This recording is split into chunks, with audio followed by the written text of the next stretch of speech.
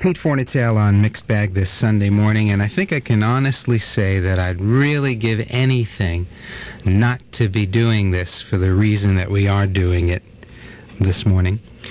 Steve Goodman was here earlier this year for a couple of nights stand at the Bottom Line. We recorded this visit on February 2nd, 1984, and it aired on Mixed Bag February 26th, 1984. This is As It Was, a very special morning on Mixed Bag with Steve Goodman at WNEW FM. Morning, Pete. Riding on the city of New Orleans, Illinois Central, Monday morning rail. 15 cars and 15 restless riders, 3 conductors, 25 sacks of mail. Out on the southbound Odyssey, the train pulls out of Kankakee and it rolls past houses, farms, and fields, past some towns that have no name, and freight yards full of old black men in the graveyards of the rusted automobiles, singing good morning America, how are you? Don't you know me, I'm your native son. I'm the train they call the city of New Orleans, and I'll be gone 500 miles when the day is done. And I was dealing cards with the old men in the club car. Any appointment, no one's keeping score. Just past that paper bag that holds the bottle, feel the wheels grumbling beneath the floor.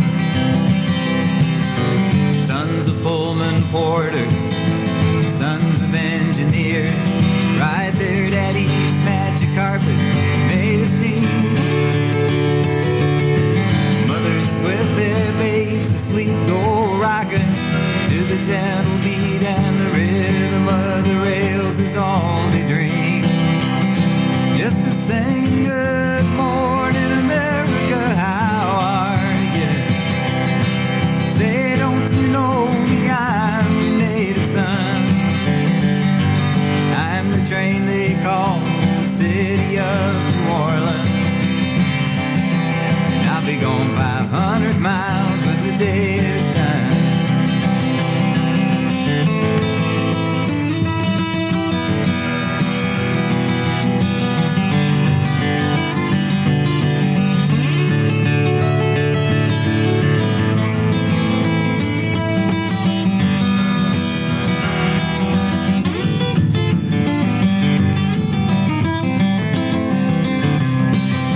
Nighttime on the city of New Orleans. We're changing cars in Memphis, Tennessee, and it's halfway home, we'll be there by morning. Through the Mississippi darkness rolled into the sea.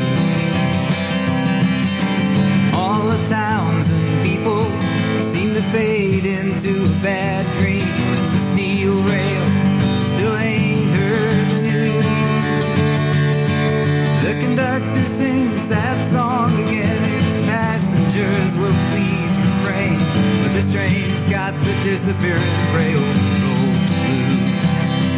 Sing good night America, how are you? Say, don't you know me, I'm your native son. Well, I'm the train they call the city of New Orleans, and I'll be gone a long, long time when the day is done.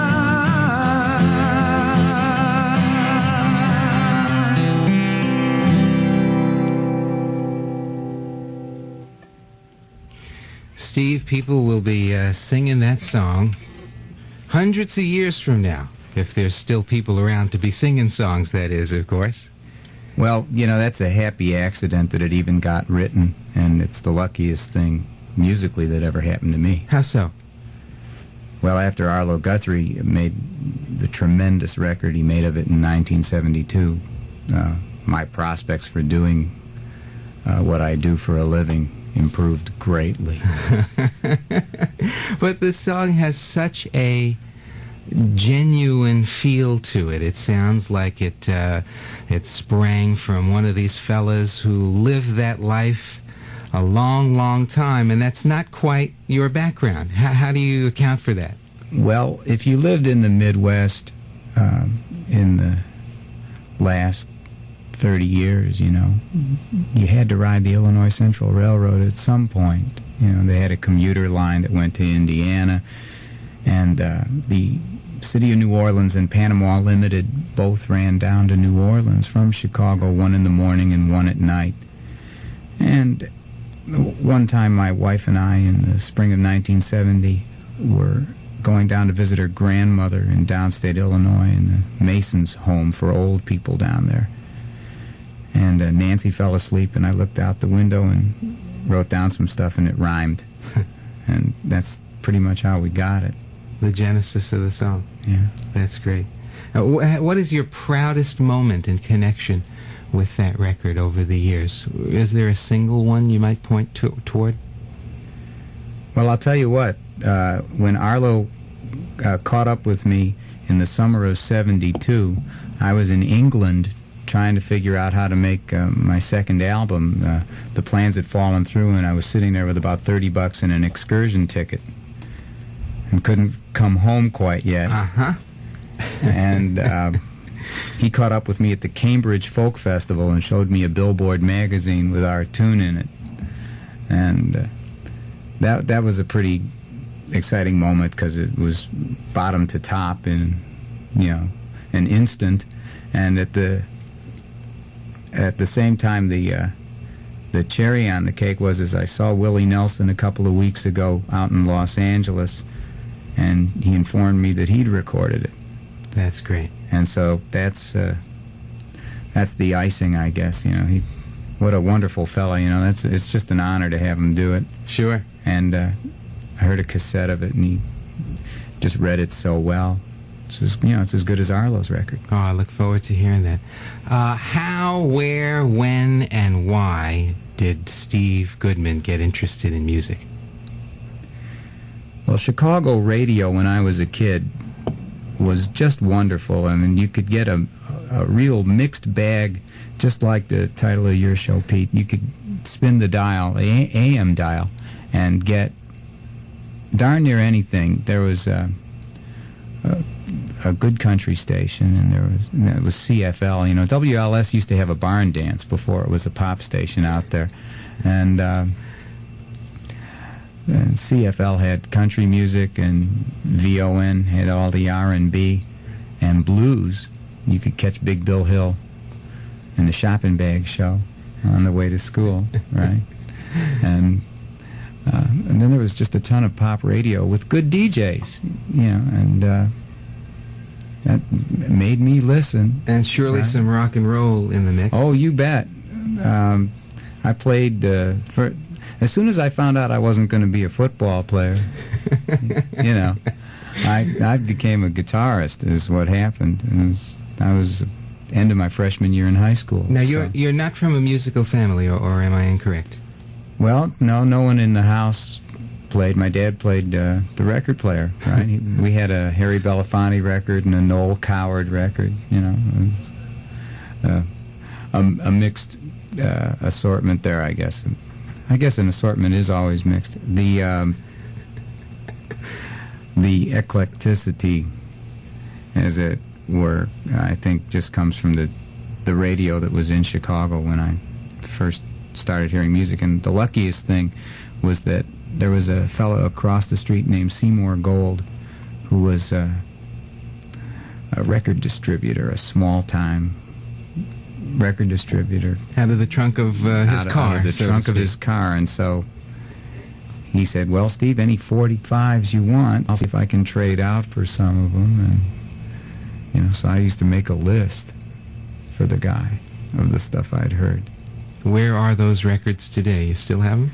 I think my mom gave them away a few years ago. Well, that's okay. They went to a hospital or something. All right.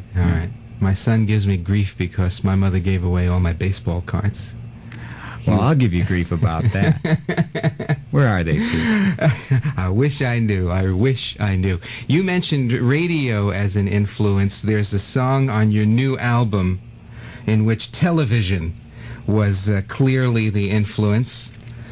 Perhaps more specifically, the process of osmosis by which television communicates its messages. Oh, yes, the subtle innuendos of it all.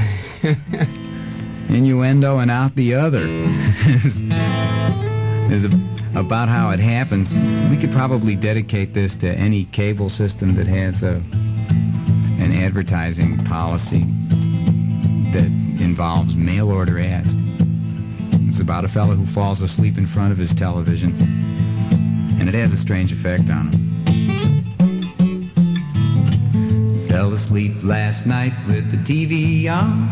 Oh, what a dream I had. Dreamed I went and answered every single one of those late night mail order ads. And 4 to 6 weeks later, much to my surprise, the mailman came to my front door, and I couldn't believe my eyes when he brought the Veg-O-Matic and the pocket fisherman too.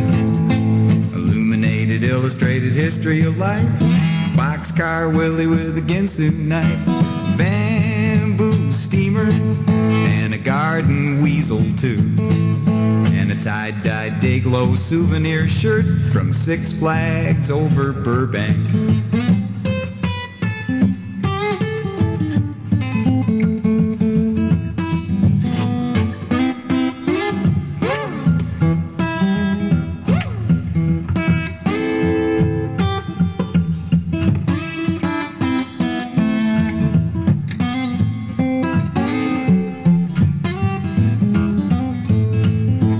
Doorbell rang all morning, all through the afternoon. I shook with fright as it rang all night by the light of the MasterCard moon. There was parcel post in the pantry, UPS in the hall.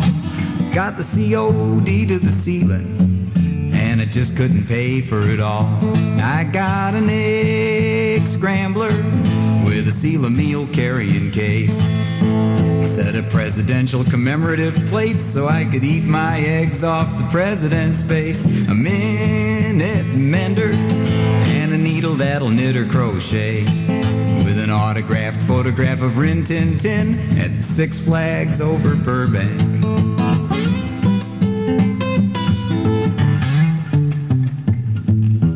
I remembered I was dreaming, so I gave a mighty cheer. But Pete, when I awoke, it was no joke, 'cause all that shit was here.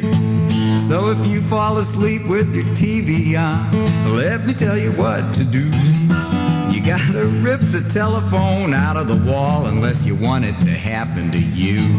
You get the Veg-O-Matic and the pocket fisherman too. Illuminated, illustrated history of life, boxcar Willie with a Ginsu knife, home computer, smokeless ashtray too, and an all expenses paid weekend for 3 at Six Flags over Burbank.